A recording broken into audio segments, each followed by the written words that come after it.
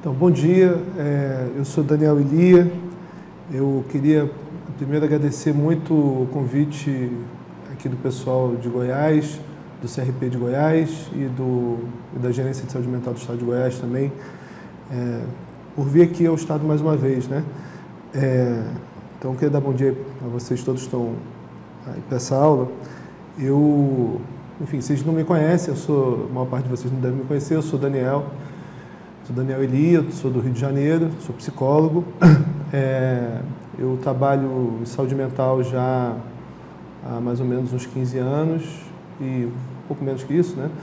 Mas por aí, e, enfim, participei lá no Rio da implantação de um serviço de saúde mental de um CAPS-AD do tipo 3, e hoje trabalho num CAPS 3 também lá no Rio de Janeiro, que fica no Complexo do Alemão, o CAPS 3 João Ferreira. Então, enfim, nesse percurso já me deparei com vários serviços de saúde, vários tipos de serviço e várias formas de cuidar das situações de atenção à crise.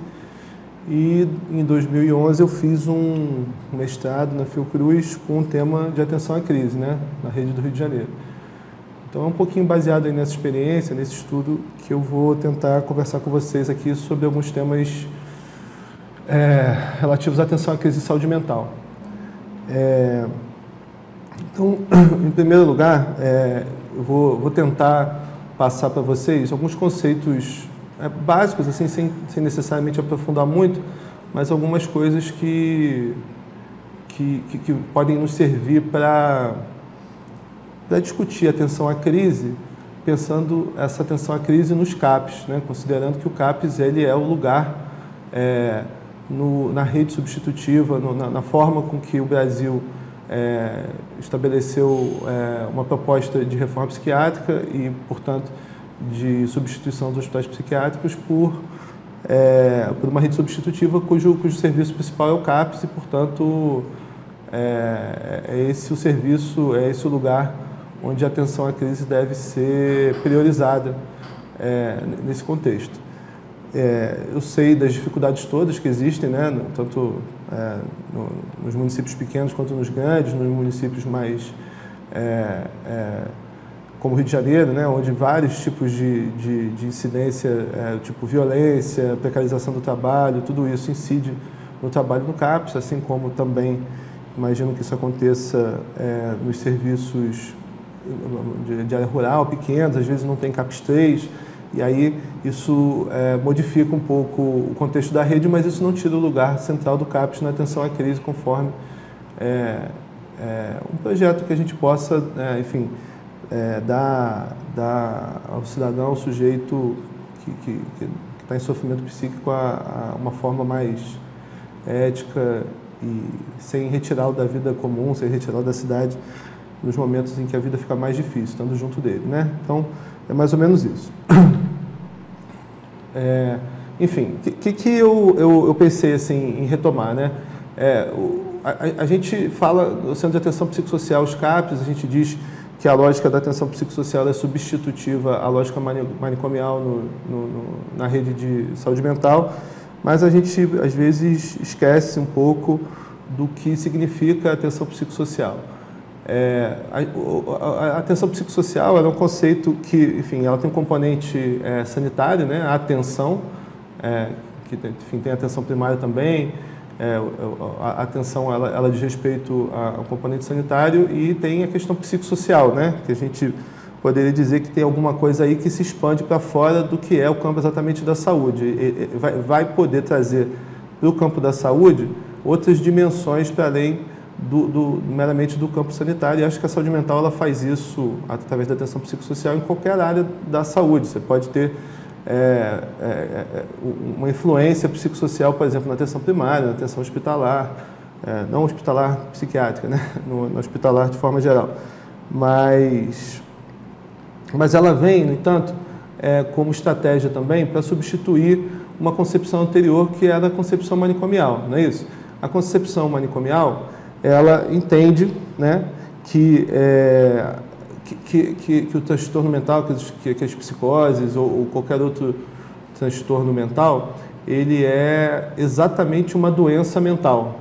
não é isso? Ele é meramente uma doença mental. E aí, enfim, ao longo da história, vocês podem procurar isso em Foucault, em outros autores, o Foucault, na História da Loucura, ele vai contando como é que isso se torna um conceito que serve a algumas coisas do ponto de vista social, né, serve a um certo tipo de exclusão, mas que ele é construído com base na ideia de que a pessoa que tem um transtorno mental, que na verdade que tem uma doença mental, ela não tem condições de poder discernir sobre sua vida. Então, ela é uma pessoa cuja houve uma perda da razão, né, uma perda, eles chamam de desrazão, e que, portanto, como doença, como conceito da doença, ela deve ser, e só pode ser cuidada por uma especialidade médica, né, a psiquiatria no caso, mas que se desenvolveu ao longo do tempo outros pensamentos, a psicologia também pode ser colocada nesse campo, se você tratar a psicologia como uma forma de... Eu sou psicólogo, né, posso falar disso, como uma forma de tratar doenças, né, meramente doenças. Nesse sentido, se espera, né, a expectativa é uma expectativa de cura, de melhora, né, uma expectativa cujo tratamento pudesse, então, restabelecer a razão e as capacidades da pessoa de discernir sobre a vida. Só que isso não muda nunca, na verdade, na experiência, não muda. A gente sabe que isso não muda. Um psicótico não deixa de ser psicótico, por exemplo, né? Então, vai se criando uma situação cujo prognóstico é de que aquela pessoa fique fatalmente destinada à exclusão, não é isso? É interessante a gente pensar, já falando assim um pouquinho da atenção à crise, como que, por exemplo, na expectativa do hospital psiquiátrico ou da internação, se espera que a gente recupere na pessoa, com o tratamento, uma forma pura, né, do sujeito, como se ele pudesse, enfim, ser retirado dele ali algumas características que são a sua forma de viver e ele possa, de repente, elaborar melhor as coisas ou ser uma pessoa que tem condição, por exemplo, de recuperar uma razão ideal, né? Que, na verdade, a gente sabe que ela não existe nem para nós, não é isso? Então, queria ser uma situação que realmente é um beco sem saída. Quando a gente pensa na concepção de atenção psicossocial, a gente entende, portanto, que, para além de meramente uma doença mental, o sofrimento mental, ele diz respeito a todos nós, qualquer um de nós tem sofrimento mental, seja no nível que for, em várias intensidades, né? Que esse sofrimento mental ele é muito mais complexo do que meramente uma doença que acomete aquele cidadão. Ele tem a ver com as formas com que essa pessoa se coloca no mundo, ele tem a ver com a maneira com que cada um de nós se relaciona com seus parentes, com seus vizinhos, com a sociedade em si, com o trabalho, com as relações sexuais, com o fato de você ter avanços na vida, ter filhos, construir alguma coisa, e o que isso convoca de cada um em relação a isso, os desejos, enfim. E aí, eu acho que isso coloca a questão do sofrimento mental num outro patamar, cujas expectativas são outras, né? O entendimento aí, no caso, é de que cada um de nós, a gente pode entender que no campo das neuroses mesmo, elas podem ser mais ou menos graves, às vezes é mais fácil de entender. A gente mesmo, qualquer um de nós tem mil angústias em vários momentos da vida. A gente entra em alguns tipos de crise, não é? E que isso, na verdade, diz respeito muito mais ao nosso modo de estar no mundo, ao modo de cada um de estar no mundo e as formas que as pessoas têm de poder, dessa maneira particular, individual, às vezes, individual não é a melhor palavra, singular, né? Se construir maneiras de se relacionar com o mundo. Nesse sentido, assim, a gente colocando as questões mais no nível da intensidade, né?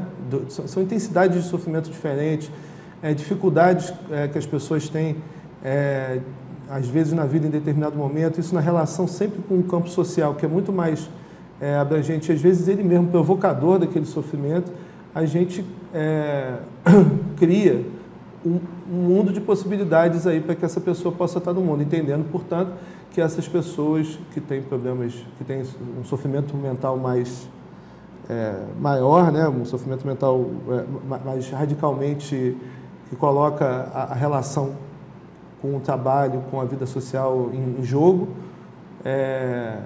elas não estão, por sua natureza, desprovidas de capacidade de discernir sobre sua vida. Elas têm desejos, elas têm todo tipo de condição que às vezes não estão bem, né? Enfim.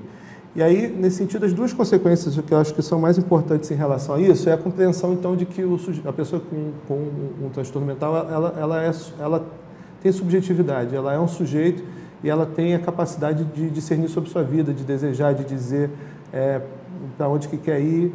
Isso, às vezes, está melhor, às vezes está pior, mas isso não é retirado dela por sua natureza. Isso eu acho que é fundamental porque isso coloca uma série de questões hoje em dia, por exemplo, quando a gente vai dizer sobre o usuário de drogas, né? O usuário de drogas, então, quando ele está usando drogas, ele está sem capacidade de tomar decisões sobre sua vida, isso autoriza que a gente, então, o retire daquela localidade e vá para uma internação, por exemplo, sem que ele mesmo possa estar a posição dele possa ser colocada em jogo em relação a isso. Isso a partir dessa concepção de que a gente está falando, isso é uma falácia, né? Isso é uma intromissão excessiva na vida da pessoa que na consequência diária, eu trabalhei no Capsadet, lá no Rio de Janeiro, que convivia muito com isso, né? Usuários de droga que muito dificilmente iam conseguindo fazer laço com alguma coisa para poder estar na vida. Aí havia um monte de internações e isso não mudava nada, eles voltavam muito possivelmente, os casos mais graves, à mesma situação anterior. E aí a gente podendo entender que depende um pouco dele também, e aí colocando possibilidades, estando junto, e nos momentos em que as coisas ficassem mais difíceis, a gente pudesse intervir, oferecendo alguma coisa na hora que o sujeito pede ajuda, que às vezes é um momento efêmero, aos pouquinhos isso vai tendo consequências muito mais significativas, né? E a outra é que, a partir da ideia de que essa pessoa ela tem subjetividade, que ela é capaz de estar no mundo e de dizer sobre sua vida, ele também pode atuar na sociedade de modo a participar da vida social, das regras da sociedade, enfim, votar, né? Ontem a gente teve eleições e aí, nesse caso, a gente entende que também, além de sujeito, por sua subjetividade não ser menor ou pior do que as outras pessoas, ele é um cidadão e ele pode participar da vida social. Isso traz a questão, que eu acho que ela é fundamental na atenção psicossocial e na reforma psiquiátrica, que são os direitos, né? As pessoas têm acesso a direitos, como as pessoas que têm problema de saúde mental, como qualquer outra pessoa. E isso é fundamental, porque é a partir daí que se pode pensar as reformas psiquiátricas no mundo inteiro, né? Na garantia de direitos, né? Então, acho que essas duas coisas elas são as principais consequências da atenção psicossocial. E para já começar também a introduzir mais um conceito que a gente pode pensar na atenção à crise, a ideia da desinstitucionalização. Normalmente as pessoas entendem desinstitucionalização como a saída das pessoas dos hospitais psiquiátricos de longa permanência para a vida na sociedade. Mas na concepção italiana, né, da onde vem o conceito, Basaglia, Rotelli, Franco Basaglia, Franco Rotelli, principalmente, o que é a instituição a ser desconstruída é a ideia de loucura como objeto da medicina, enfim, de outros saberes da saúde, para o entendimento da loucura como algo mais complexo, como eu havia falado acima. Como consequência disso, a gente também desconstrói os aparatos institucionais que garantem isso, como o manicômio, enfim, etc. qual é, muito rapidamente passando por isso, qual é a consequência disso para a clínica, né, para os serviços de saúde mental? É que a gente precisa colocar a desinstitucionalização como forma de trabalhar o tempo inteiro na saúde, né, no CAPS, né? Como é que é isso?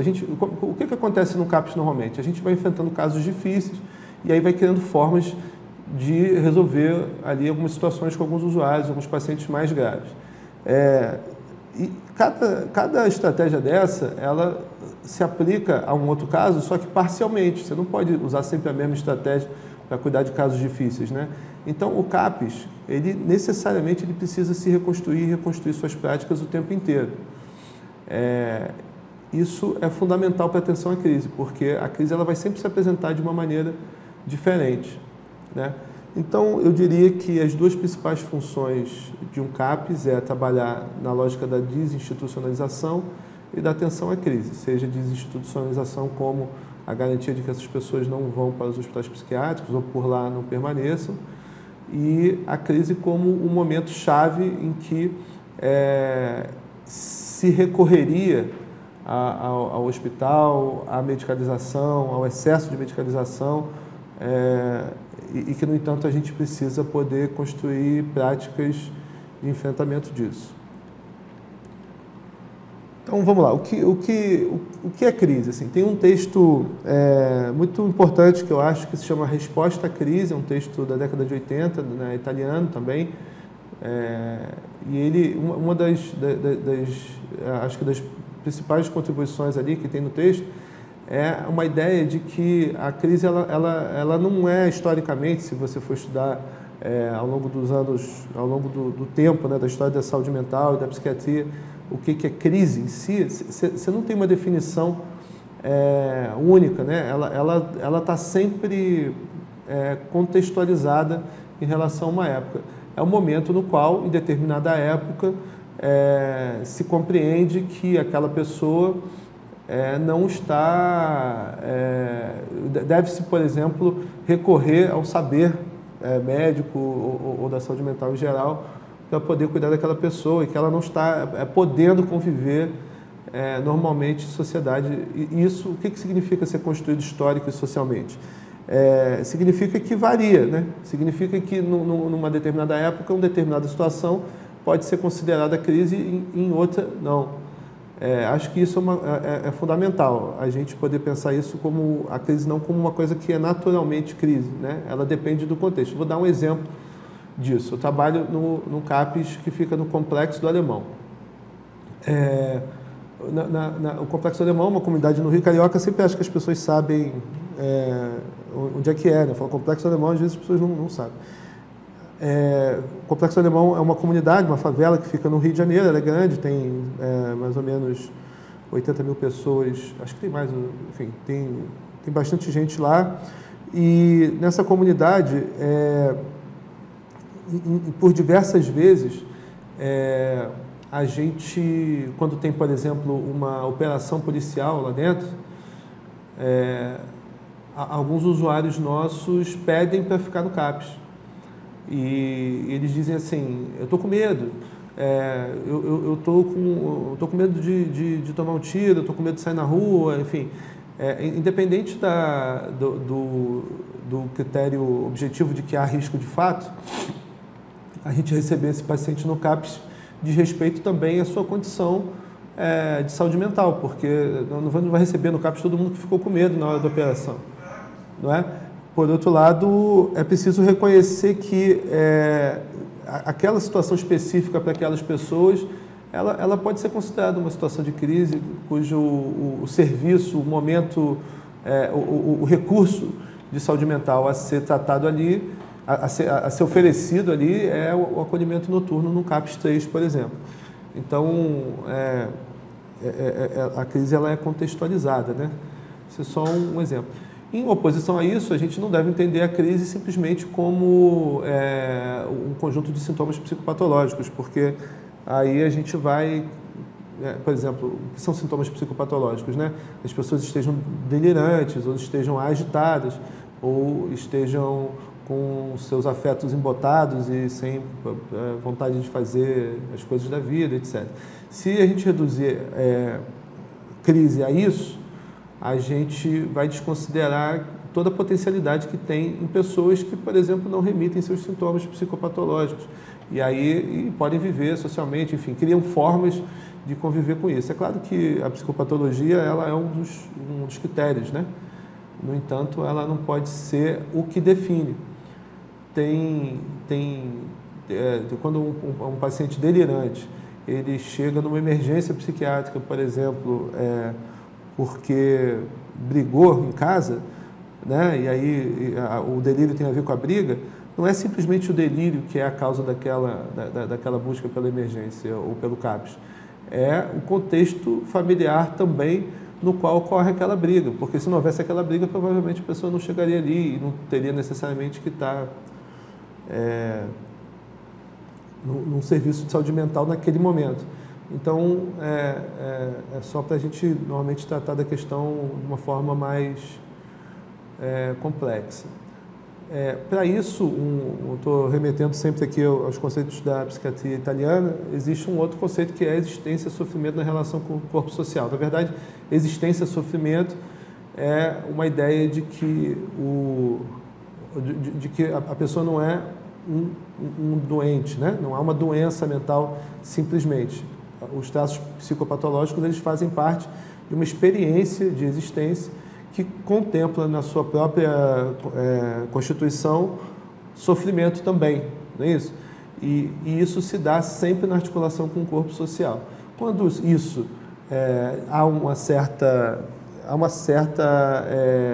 desestabilização disso, desarranjo da forma como essa existência, sofrimento, que é cada um de nós, se relaciona com o corpo social, com a sociedade, com todos os nexos da sociedade, né?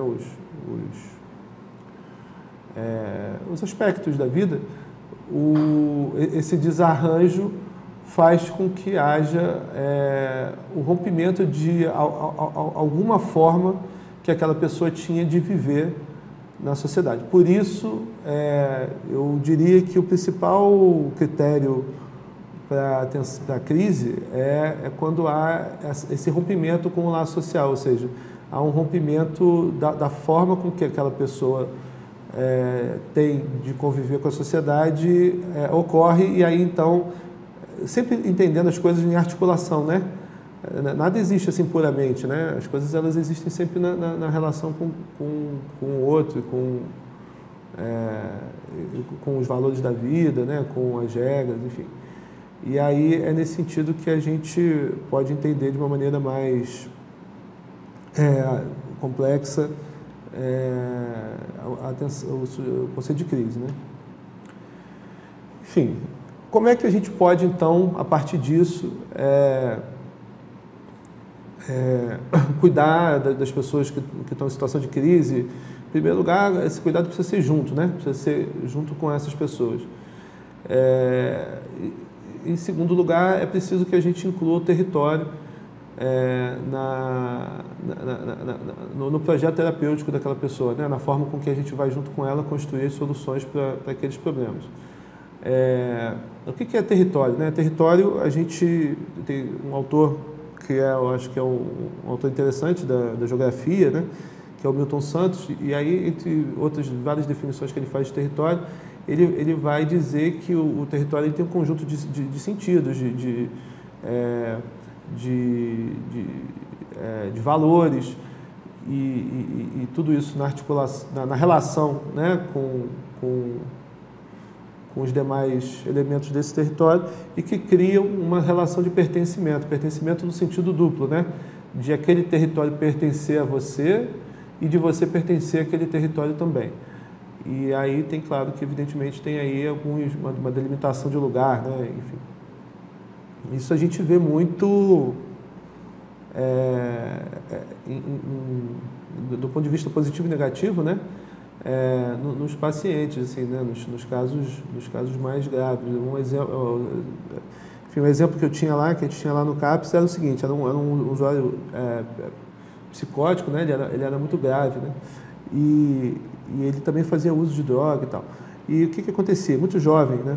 Ele circulava pela comunidade, ele circula pela comunidade de uma maneira muito livre, né? Ele fica muito à vontade ali, e isso, de uma maneira, protege ele por exemplo, como ele faz muita maluquice, muita bobagem, ele às vezes ele é agredido, mas protege ele de ser conhecido ali de uma consequência mais grave, de ser morto ou de alguma coisa assim, porque ele rouba mesmo as pessoas e tal.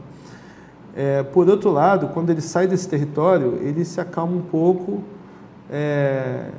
e quando vai voltando, ele vai ficando nervoso, ele vai ficando agitado, né? Então, por exemplo, o acolhimento noturno no CAPES, né? O acolhimento noturno no CAPES, eu estou falando do CAPES 3, né?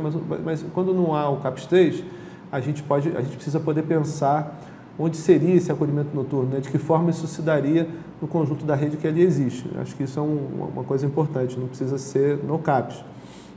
Mas toda a rede precisa pensar uma forma de fazer uma espécie de acolhimento nos momentos de crise, para que a gente não precise recorrer necessariamente a uma internação psiquiátrica que acaba sendo mais longa, né? Isso depende da rede.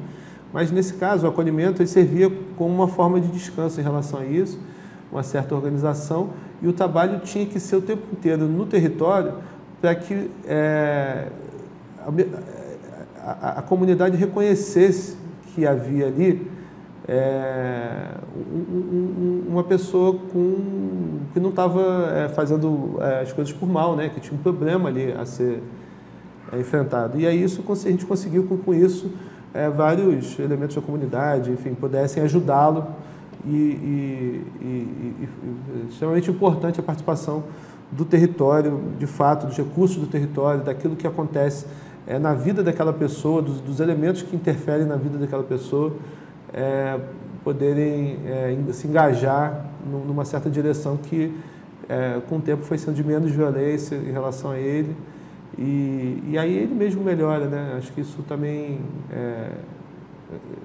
quando a comunidade começa a cuidar da pessoa, a pessoa também melhora e se relacionar melhor com a comunidade.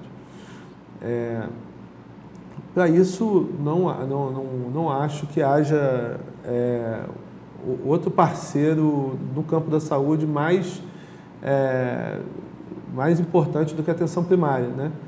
A atenção primária sendo compreendida aí como alguma coisa que tem os mesmos princípios, num certo sentido, da atenção psicossocial, embora em outro sentido não seja exatamente os mesmos, mas que é esse princípio de acompanhamento longitudinal ao longo do tempo, de um acompanhamento que inclui a comunidade no cuidado em relação àquela pessoa, no cuidado dos problemas de saúde daquela pessoa, e a atenção primária também como um braço mais capilarizado no território, que possa chegar a situações graves de uma maneira mais frequente, junto com a parceria dos CAPs. Do ponto de vista também ainda institucional, a gente tem muitos parceiros que precisam ser incluídos nesse cuidado, né? Não é possível fazer esse acompanhamento territorial muitas vezes sem estar junto da assistência social, sem estar junto da justiça. Em alguns momentos há intervenções judiciais que não são de acordo com aquilo que a gente entende que é o melhor para aquele caso, e aí a gente precisa poder fazer parcerias, poder argumentar com a justiça, com os conselhos tutelares, que de outras formas são muito parceiros também, muito parceiros em situações graves, etc. E eu acho que o ponto-chave nisso tudo é que a gente precisa apostar junto com o sujeito que ele, diante do que há ali na sua vida, no território, com o nosso acompanhamento, com ele que vão ser feitas as soluções, as formas de se restabelecer aquilo que se desarranjou na relação com o território e com a comunidade, né? Não há outra maneira que não seja realmente chegar junto ali daquele sujeito. E isso, às vezes, nos coloca com certos dilemas. A gente fica com receio de que alguma coisa aconteça, enfim, dos riscos que isso traz. E, no entanto, na experiência clínica, me parece que isso é o que traz mais vantagens, né? Cujos efeitos e as consequências são são as melhores possíveis, assim, considerando que a gente tem diversos limites na nossa clínica, né? Eu encorajo, assim, né, na medida que eu puder, a que a gente faça essa aposta junto com as próprias pessoas, né? Muitas vezes a gente procura fazer um arranjo, benefício, família, vizinhança, e aí fazer um arranjo que dê algum suporte àquela pessoa, e isso é fundamental. E esquece um pouco de que tem alguma coisa com a pessoa ali, com aquele sujeito que precisa ser construído junto para que as coisas melhorem. Por fim, assim, tem os recursos próprios técnicos da própria equipe, né? Uma coisa que a gente precisa manter coletivamente a direção de trabalho pactuada em equipe, né? O que significa isso? Quando é que uma equipe funciona? Para a gente atender casos graves num CAPS, a gente precisa, embora muitas vezes haja discordâncias, a gente precisa seguir uma direção de trabalho pactuada em equipe, né? E aí estar junto mesmo do colega de equipe, mesmo nos momentos em que você não concorda exatamente com aquela direção. Os princípios éticos que embasam essa direção de trabalho são os princípios da atenção psicossocial, a garantia de direitos, né? A aposta no sujeito e aí, enfim, a direção de trabalho para aquele caso, naquele projeto terapêutico singular que seja pactuada coletivamente. Isso significa, assim dizer, que uma equipe ela não existe só porque tem lá tantas pessoas que trabalham, 2 médicos, 5 psicólogos, terapeuta ocupacional, enfermeiro, e isso técnico de enfermagem, oficineiro, isso em si não compõe necessariamente uma equipe. Uma equipe ela funciona quando ela está articulada numa mesma direção de cuidado num caso clínico, né? Ou num problema institucional, né? Tanto faz, que a gente pode considerar, às vezes, um problema institucional também um caso clínico, né? O CAPS é um caso clínico, mas... e aí, na atenção à crise, isso é fundamental, porque qualquer divergência, né? Às vezes em apostas bem delicadas, qualquer divergência que se exponha no caso, não dá garantia, não sustenta junto com o usuário, com o familiar, aquele plano. Então, a gente precisa poder tá muito junto aí em relação a isso. Eu acho que existe um papel super importante dos técnicos de referência, como pessoas que têm conhecimento, por exemplo, de quando que um paciente está entrando em crise, de dar certas direções para o caso clínico, e que a gente precisa, muitas vezes, a partir desse saber que se constrói num caso clínico, poder fazer uso dos recursos técnicos que a gente tem, mas através de uma certa inventividade. O que eu quero dizer com inventividade? É muito comum, né? Eu acho que na atenção à crise, a gente muito facilmente recorrer aos recursos tipicamente hospitalares, mesmo que a gente esteja num CAPS, mesmo que esteja num CAPS 3. Por exemplo, recorrer à contenção, à medicação, à restrição espacial, enfim. E isso tudo, muitas vezes, pode ser que seja necessário, não acho que a gente não use isso jamais, acho que em muitos casos, muitas situações, ela é necessária, mas a gente precisa também se colocar à disposição para criar outras soluções, porque isso não está dado, né? Acho que uma das principais dificuldades em relação à atenção à crise diz respeito à parte técnica mesmo, né? A gente precisa criar formas de se relacionar com isso. E aí, eu acho que um dos principais pontos é ter uma estrutura do serviço, alguma coisa que dê lugar do serviço ou da rede, né? Estou falando das coisas muito ligadas ao CAPS 3, que é a minha experiência, mas eu entendo que isso é algo que pode se colocar na rede de uma maneira mais ampla. Se colocar com disponibilidade para aquele caso, para estar junto daquele caso. A disponibilidade, eu acho que é um dos recursos técnicos mais importantes. E aí, enfim, através da palavra, através de outros tipos de contenção, numa atividade ou numa ação individualizada ali com aquele caso, é muito possível a gente criar outras maneiras também de lidar com a crise. E isso leva os CAPs 3 ou a rede em geral a alguns dilemas éticos, que é o momento em que você toma uma atitude mais, que eu acho que eu coloco isso até como uma questão para vocês aí que estão ouvindo, o que vocês acham em relação a isso, que é quando que a gente toma decisões mais duras em relação ao caso, mesmo no CAPs ou mesmo na rede, sem recorrer ao hospital psiquiátrico, que diz respeito à contenção mecânica e a algum tipo de restrição espacial e física para o caso, contenção química, etc. Quando que a gente deve recorrer a isso, quando que não deve, considerando que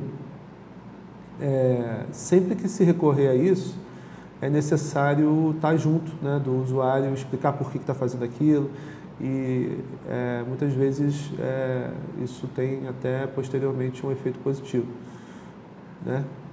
Enfim, de um modo geral é isso que eu tinha para dizer para vocês. Eu acho que falei bastante. Enfim, estou à disposição aí para poder dialogar e qualquer questão posterior. Meu e-mail é esse que está aí.